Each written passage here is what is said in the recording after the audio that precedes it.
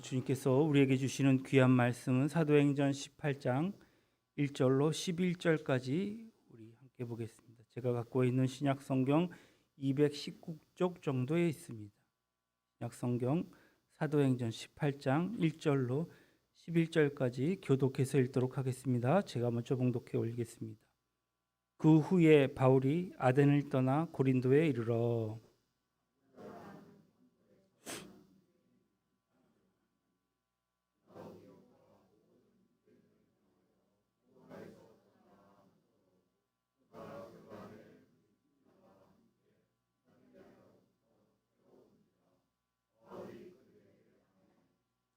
생업이 같으므로 함께 살며 일을 하니 그 생업은 천막을 만드는 것이더라.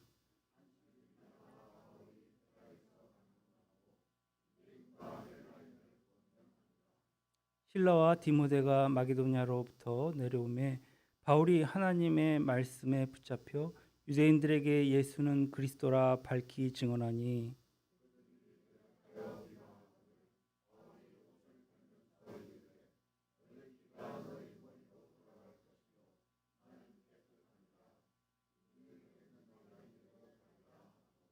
거기서 옮겨 하나님을 경외하는 디도 유스도라 하는 사람의 집에 들어가니 그 집은 회당 옆이라.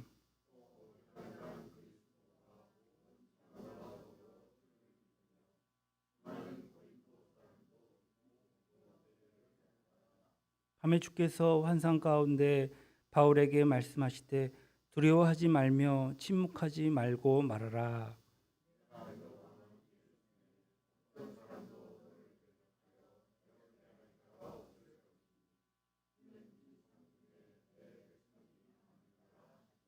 같이 1년 6개월을 머물며 그들 가운데서 하나님의 말씀을 가르치니라.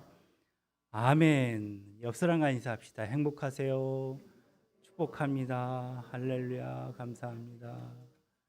우리 주복기 성도님 주님의 이름으로 환영합니다. 감사합니다. 한 주간 잘 보내셨는지요? 오늘도 주의 은혜가 우리 안에 충만하게 임하길 원합니다. 벌써 여름이 된 것 같습니다. 어제도 그렇게 덥더니 오늘도 더울 예정이라고 합니다. 아무쪼록 건강에 유념하시기를 바랍니다. 오늘은 고린도 얘기를 좀 같이 나눠보길 원합니다.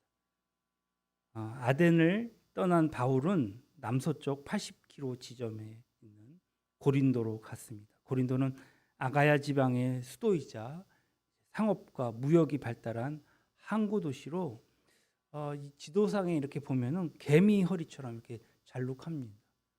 개미 허리의 위치에서 동방과 로마를 이어주는 역할을 했고 동서가 혼합된 문화를 형성하고 있었습니다. 특히 신전이 많기로 유명한 곳이었는데 신전에는 신성한 창녀라고 불리우는 매춘부 천여 명이 상주해 있고 또 신전을 찾는 남자들은 이들과 육체적인 관계를 맺는 것이 곧 신과 접촉하는 것이라고 여겼습니다. 한마디로 매음굴이었습니다. 그러니 도시 전체가 성적으로 얼마나 문란했겠습니까? 이런 고린도를 빗대어서 당시에 회자된 말이 있는데 코린티아 조마이라고 했습니다. 원래 의미는 고린도인이 되다이지만 그 안에 깊은 내막을 살펴보면 성적으로 방탕하다. 이 코린티아 조마이는 성적으로 방탕하다는 뜻으로 통용될 만큼 당시 고린도는 아주 악명을 떨치고 있었습니다. 바울이 이렇게 타락한 도시를 이제 들어가서 이 선교의 거점 지역으로 삼는다는 말입니다. 아마도 여러 가지를 고려해 볼 때 이곳에 복음의 씨를 뿌리면 상당한 파급 효과를 얻을 것이다라고 판단을 한 것 같습니다. 그렇습니다. 후일 이곳에서 그는 데살로니가 교회에 보내는 편지 곧 데살로니가 전후서를 썼고 이후에 다시 방문했을 때에는 그 유명한 로마서를 썼던 것입니다. 아덴을 떠나서 고린도를 향해 발걸음을 옮기는 바울은 드디어 이제 이 무시무시한 음란의 매음굴 같은 이 마귀의 도성을 대적해야만 했습니다. 그런데 바울에게 조금 문제가 있었던 것 같습니다. 바울을 보니 상당히 위축되어 있던 것입니다. 특히 고린도 사람들은 그에게서 말이 신통치 않다라는 인상마저 받았습니다. 아덴에서는 정말 저 사람 말쟁이 아니야? 이런 평을 받던 사람이 이제 그 사람이 말하는 거 별로 심통하지가 않아? 이런 모습을 보였던 것입니다. 이런 모습을 보인 이유가 무엇이었을까? 참 엄두가 한마디로 안 났던 것입니다. 고린도의 여건이 아주 믿는 사람으로서는 이 활개를 피고 자신 있게 말할 수 있는 그러한 여건이 아니었던 것이죠. 고린도의 그 여건이 주는 이 위압감 때문에 그는 매우 정말 위축되어 있었던 것입니다. 바울은 기도하는 사람이고 영적인 상황을 분별할 줄 아는 그러한 눈을 가진 사람이요, 마귀의 세력이 그를 향해서 엄습해 오는지 안 오는지도 잘 아는 사람이었던 것입니다. 그러나 유독 고린도에서만은 퍽 약한 사람으로 보였던 것입니다. 고린도전서 2장 3절을 보면 이런 말이 있어요. 내가 너희 가운데 거할 때, 고린도 얘기를 하는 겁니다. 아주 약하고 두려워하고 심히 떨었노라, 이렇게 지금 고백하고 있어요. 그러니까 복음으로 정복하기 위해 고린도에 들어간 이 바울을 생각해 볼 때에 얼마나 대조적인 말씀인지 모릅니다. 상대는 무시무시한 거인, 지옥의 사신처럼 보이는 이 고린도였지만 이 정복자로 들어간 이 바울의 자세와 입장은 이에 비해서 너무나도 초라했던 것입니다. 그는 심히 떨었고 두려워했습니다. 전도하기가 몹시 두렵고 힘들었다. 부담감 때문에 위축되는 대로 위축되었던 것이죠. 그런데 재미있는 것은 여러분, 아이러니하게도 이러한 바울의 자세는 승리의 비결이 되었습니다. 영적으로 거인을 정복할 수 있는 능력은 자신감을 가진 사람이 아니라 자신의 연약함을 알고 부들부들 떠는 사람을 통해 나타났다라는 것입니다. 이것은 어찌 보면 성경적으로 볼 때 영구불변의 진리일 것입니다. 전도자는 또 복음을 가진 교회는 혈과 육의 싸움을 위해서 몸부림치는 것이 아니고 보이지 않는 정사와 권세와 이 어둠의 세상의 주관자들 및 하늘에 있는 악한 영들과의 대결이기에 보이지 않는 영계의 싸움에서는 사실 혈과 육의 싸움은 의미가 없습니다. 그러므로 성령의 능력만이 이 고린도와 같은 무서운 악의 세력의 기반이 되어 있는 것을 꺾을 수 있었던 것입니다. 그렇다면 언제 성령이 우리를 통해서 강하게 역사하실까요? 이것은 어떻게 보면 역설적일지는 모르겠습니다. 스스로 부들부들 떨 때만 가능한 것이죠. 그러니까 경험에 머리를 들지 말아야 한다는 것입니다.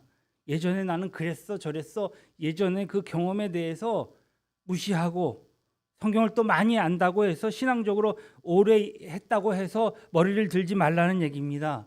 한마디로 겸손해야 합니다. 낮아져야 합니다. 오직 하나님의 능력만을 기다릴 뿐입니다.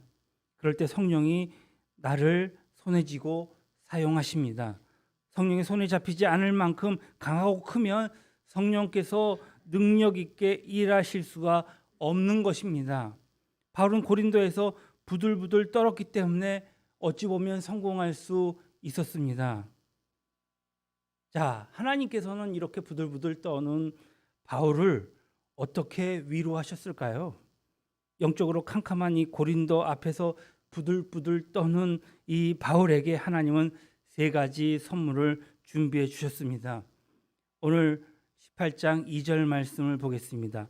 아굴라라 하는 본도에서 난 유대인 한 사람을 만나니 글라우디오가 모든 유대인을 명하여 로마에서 떠나라 한 거로 그가 그의 아내 브루스길라와 함께 이달리아로부터 새로운지라 바울이 그들에게 가매.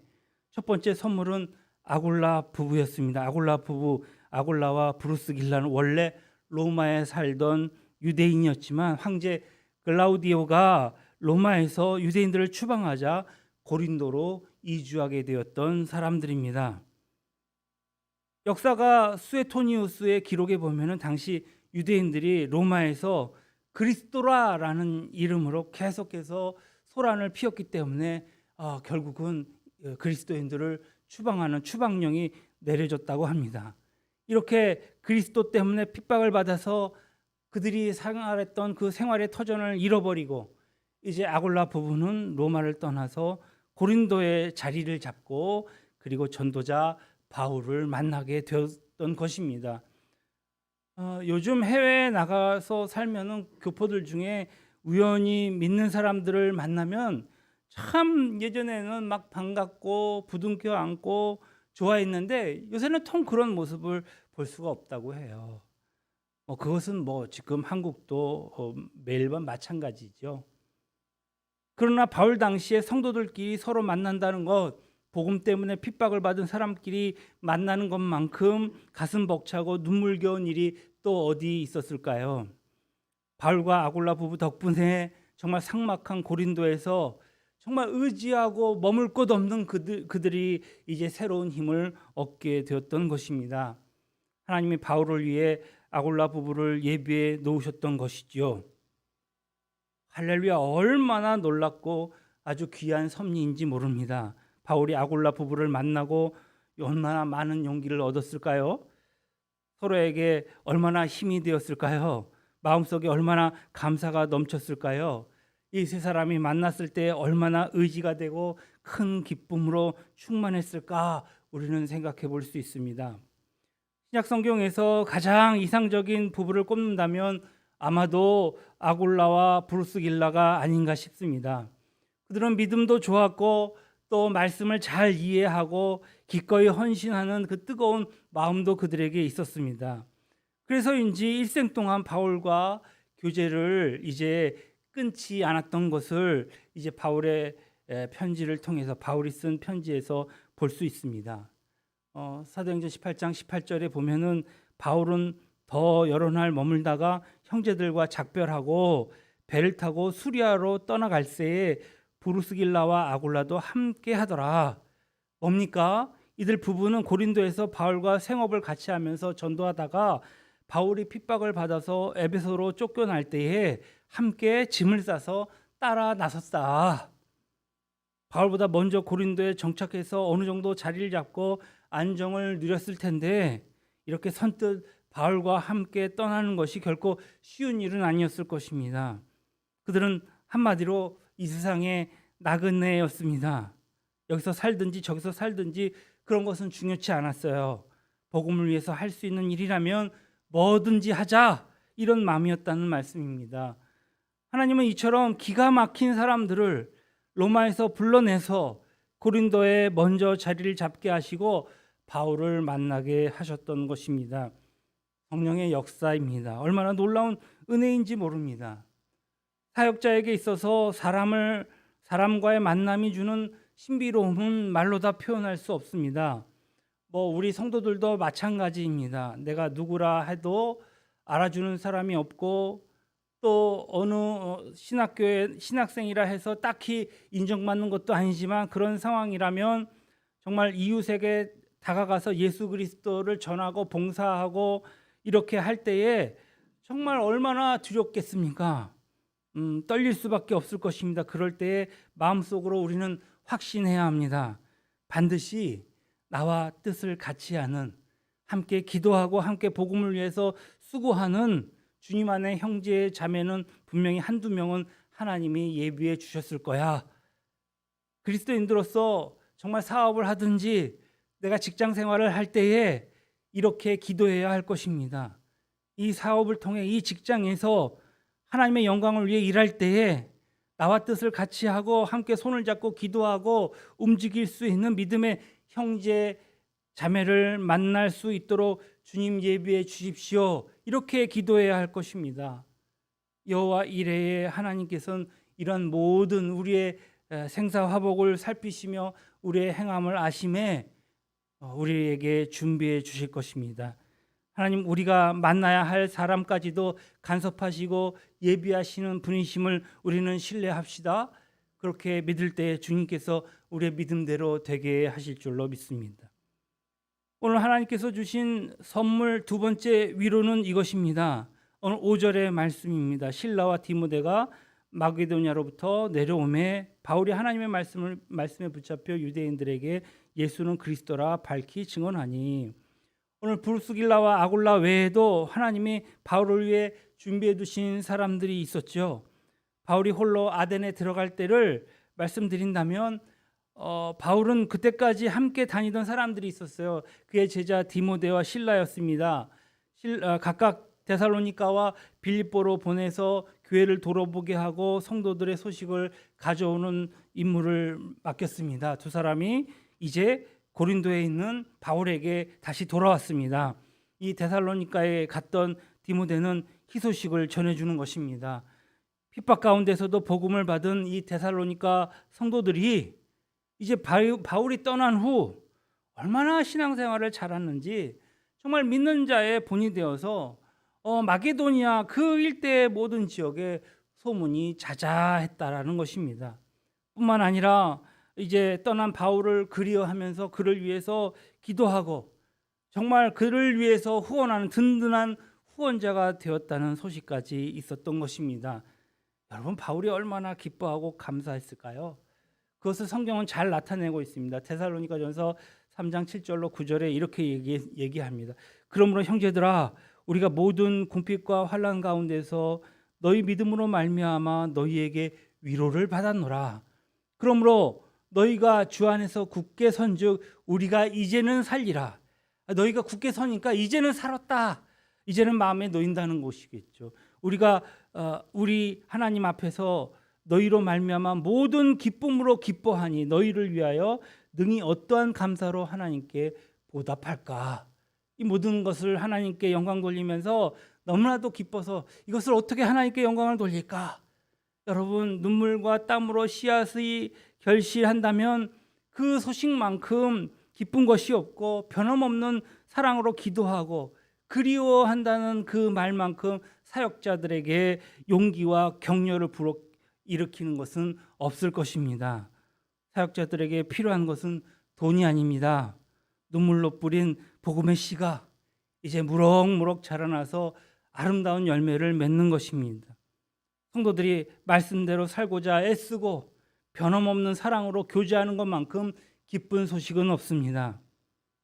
반면 사역자의 마음을 제일 괴롭게 하는 것을 꼽으라면 두 단어를 말할 수 있습니다. 하나는 실패요, 또 다른 하나는 배신입니다. 그야말로 정말 젊은 시절을 다 바쳐서 정말 뼈와 이 진액을 다 바쳐서 젊은 시대를 바쳐서 혼신의 힘을 다해서 섬겼던 교회가 이제 모든 것을 잃어버리고 이제 교회가 문을 닫아버리고 또 사람들이 떠나는 경우로 여러분, 최근에는 우리나라에서도 비일비재하지 않습니까? 그 마음을 누가 이해하겠습니까? 그뿐만 아닙니다. 사랑하던 정말 사랑으로 양육하고 정말 성도들이 이렇게 잘 키우려고 애쓰고 힘을 썼는데 목자를 이해도 못하고 결국 등을 돌리고 떠나는 것을 볼 때에 사역자들은 칼로 찌르는 것처럼 마음이 아픕니다. 교회를 여기저기 옮겨 다니는 사람들 있지 않습니까? 여러분, 목회자를요 칼로 찌르고 다니는 것입니다. 바울 역시 이런 배신자를 왜 배신의 그 모습을 당해보지 않았겠습니까? 그러나 오늘 디모데가 가져온 데살로니가 교회의 소식에 그는 큰 위로를 받고 있는 것입니다. 한편 빌립보에서는 무엇이 왔는가 보니 신라는 빌립보 성도들이 보낸 선교비를 가져왔던 것입니다. 그래서 신라와 디모데가 돌아온 후부터 바울 일행은 복음을 전하는 일에만 전념할 수 있었습니다. 빌립보 교회는 참 인정이 많은 교회입니다. 바울이 그렇게 고생하는 것을 알고는 사람만 가면 선교비를 모아서 보낸 것입니다. 바울이 데살로니가에서 사역할 때도 그랬고 그가 고린도로 옮기자 또 그에게 선교비를 보냈고 나중에는 로마에 가 있을 때도 그랬습니다. 그러니 바울이 얼마나 힘을 얻었겠습니까? 고린도에서 하나님이 준비하신 위로를 보면서 정말 한 가지 분명한 진리를 꼭 기억했으면 합니다. 하나님의 나라를 위해서 수고하는 것이 때로는 몹시 지치고, 때로는 시험과 환난을 당하고, 때로는 성공의 가능성이 보이지 않을나 할지라도 그럴 때일수록 하나님이 준비하시는 은밀한 위로가 있음을 우리는 기억하시기 바랍니다. 바울에게는 디모데의 위로, 실라의 위로, 데살로니가 교회의 위로, 빌보 교회의 위로가 있었음을 기억합시다. 하나님 나라와 하나님의 의를 먼저 구하십시오. 무엇을 먹고 무엇을 입을까?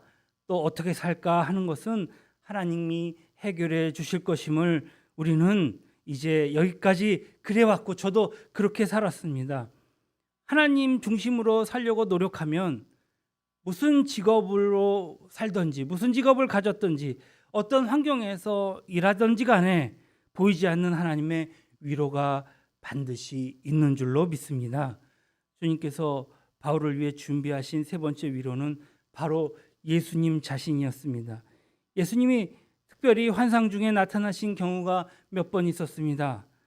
우리 생각 같으면 바울 같은 사람이라고 하면 예수님이 날마다 말마다 매일 아침마다 나타나셔서 말씀하실 것 같은데 성경에 기록된 사례를 보면 딱 3번밖에 없습니다.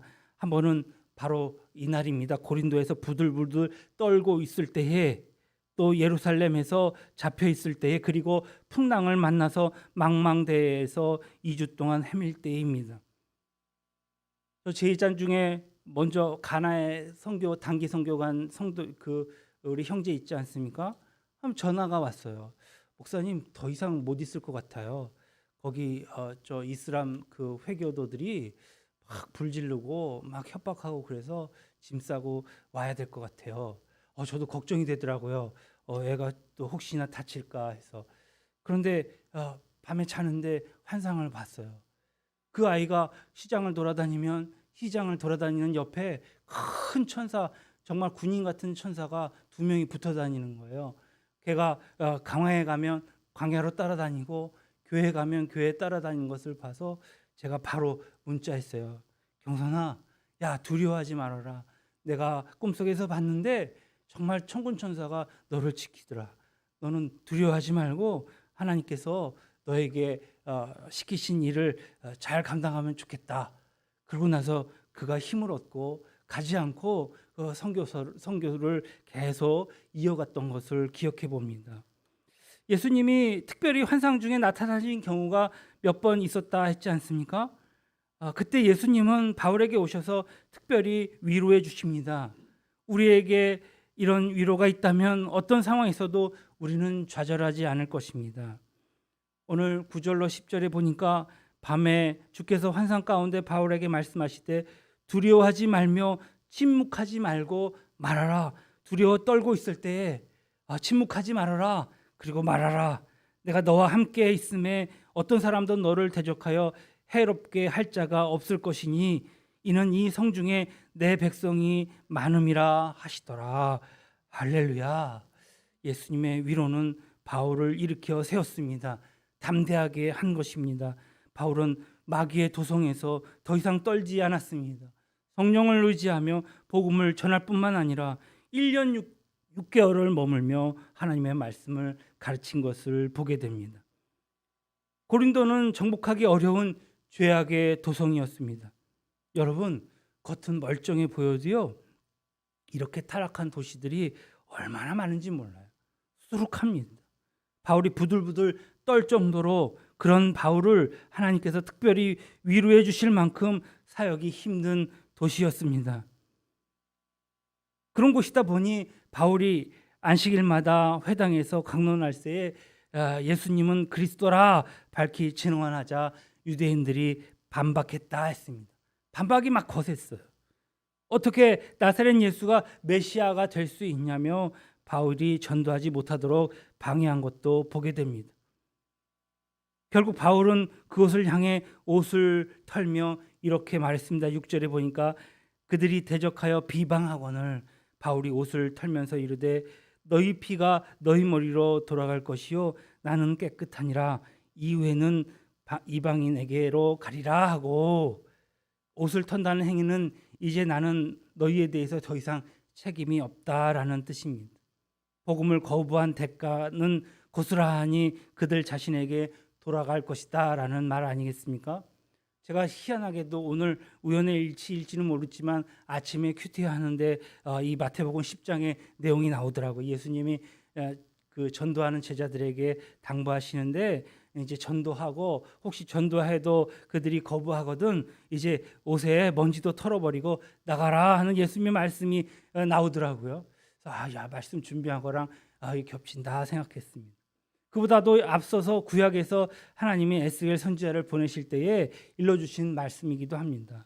에스겔 33장에 보면은요, 8절로 9절에 보면 이런 말이 나와 있어요. 가령 내가 악인에게 이르기를 악인아 너는 반드시 죽으리라 하였다 하자 네가 그 악인에게 말로 경고하여 그의 길에서 떠나게 하지 아니하면 그 악인은 자기 죄악으로 말미암아 죽으려니와 내가 그의 피를 네 손에서 찾으리라. 그러나 너는 악인에게 경고하여 돌이켜 그 길에서 떠나라고 하되 그가 돌이켜 그 길에서 떠나지 아니하면 그는 자기의 죄악으로 말미암아 죽으려니와 너는 네 생명을 보존하리라. 그러므로 믿지 않는 가족이 있는데도 평생 예수 믿으라고 말 한마디 하지 않고 그들의 영혼에 전혀 관심이 없었다면 그는 가족에게 대한 책임을 다하지 못한 사람입니다. 훗날 하나님이 그의 책임을 물으실지도 모르겠습니다. 가족에게 욕을 먹어가면서 핍박을 받아가면서 예수를 전했는데도 안 믿는다면 그 책임은 더 이상 믿지 않는 사람에 지게 될 것이고 자기에게는 없는 것이겠죠.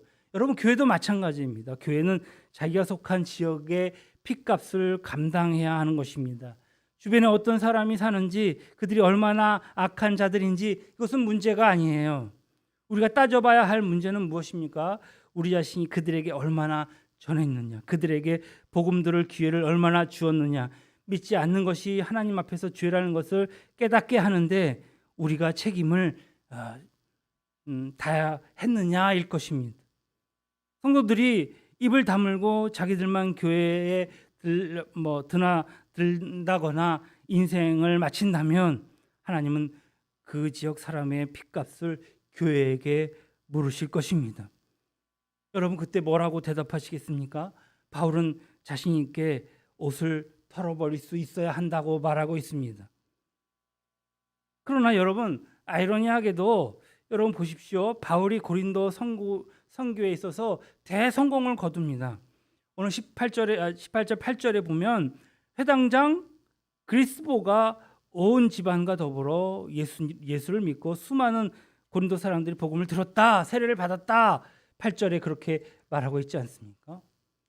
이 사실은 바울에게 놀랍고 큰 힘이 되었을 것입니다. 지금까지 바울이 복음을 전하면 많은 사람들이 정말 쫓았다라는 말은 있어도 오늘 이것처럼 복음을 듣고 믿어서 세례까지 받았다, 정확하게 기록된 적은 거의 없습니다. 그러면 여러분, 비결은 무엇이 있을까요? 고린도 선교가 이렇게 성공할 수 있었던 이유는 이것입니다. 바로 바울의 일관된 영적인 자세입니다.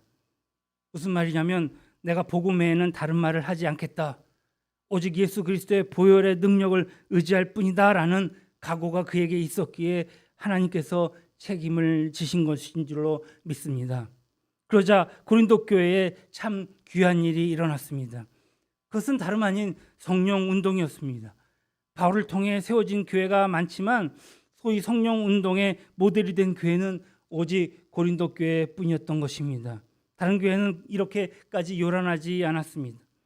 오순절 성령을 연구하는 학자가 이렇게 말합니다. 일반적으로 생활 수준이 높고 학식이 높은 사람들에게는 성령 운동이 잘 나타나지 않는다.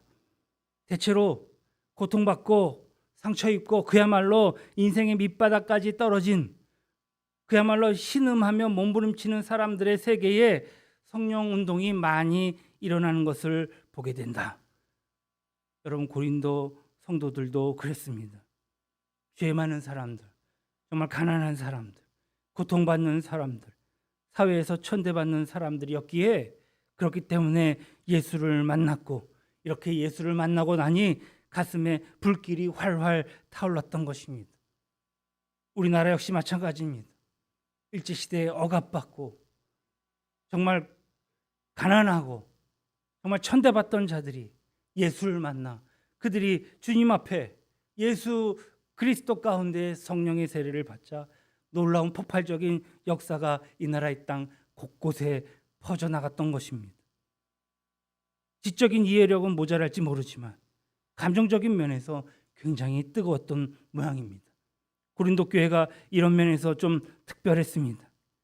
이 세상에는 어떤 위로도 기댈 것도 정말 하소연할 것도 없는 사람들, 태어났으나 죽지 못해서 살아가는 사람들, 이들과 함께 울고 웃으며 복음을 전했던 그들을 여러분 생각해 보십시오. 정말 이렇게 그들이 우리를 기다리고 있다. 그 속에 그 울부짖음을 우리는 들어야 할 것입니다. 우리도 좀 구원해 달라고 몸부림치고 있는 그들의 음성에 귀 기울여야 할 줄로 믿습니다. 이것 때문에 주님이 나와 여러분을 부르셨음을 기억하시기 바랍니다. 우리는 마지막 때에 이들을 꼭 챙겨야 합니다. 그래야 우리에게 더 이상 책임이 없습니다.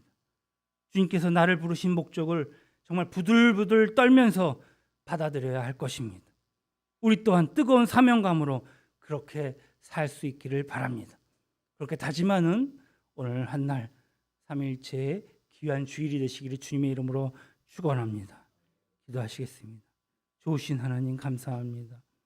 오늘 내가 복음 외에는 다른 말 하지 않겠다고 오직 예수 그리스도의 보혈만을 의지하며 전하겠다고 고백하는 이 바울의 고백이 우리의 고백되게 하여 주시옵소서.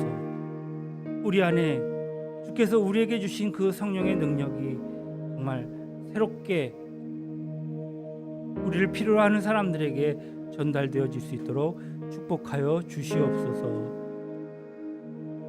주님의 선한 싸움 싸우는 정말 하나님의 선한 군사들 되게 하여 주시옵소서. 생명의 면류관을 받아 누리는 그리스도의 거룩한 군사 되게 하여 주시옵소서. 우리 구주 예수님의 이름으로 감사하며 기도드렸사옵나이다. 아멘. 우리 300